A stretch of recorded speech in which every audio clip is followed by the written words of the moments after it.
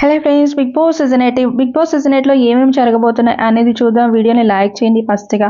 అలానే చూస్తే హౌస్లో అయితే మాత్రం మొత్తం మీద ఇక ఈ టాస్క్లు అయితే మెగా చీఫ్ కంటెండర్ టాస్క్లో చూస్తే మాత్రం ఓజీ క్లాన్ నుంచి మొత్తం కూడా 4 అయితే ఉన్నారు. రాయల్ క్లాన్ నుంచి చూస్తే మాత్రం 2 అయితే ఉన్నారు. నేను ఆల్రెడీ చెప్పాను.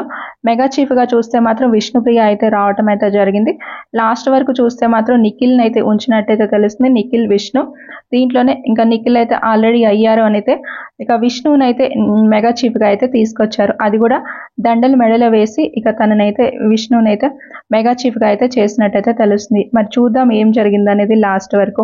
ఇక ఆ తర్వాత చూస్తే హౌస్లో కూడా ఒక స్పాన్సర్ టాస్క్ అయితే జరిగిందనమాట.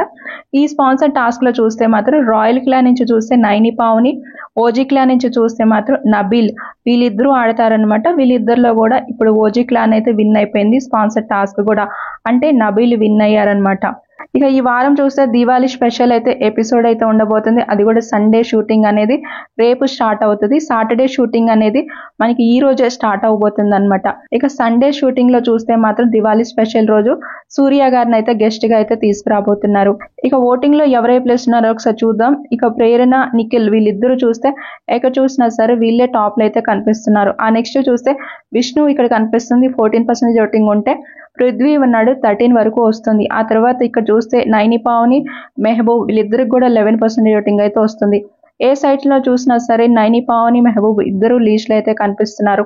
ఈ వారం ఎలిమినేషన్ మాత్రం మెహబూబ్, నైని పావని వీళ్ళిద్దరిలోనే ఉండే ఛాన్సెస్ అయితే కనిపిస్తున్నాయి అన్నమాట.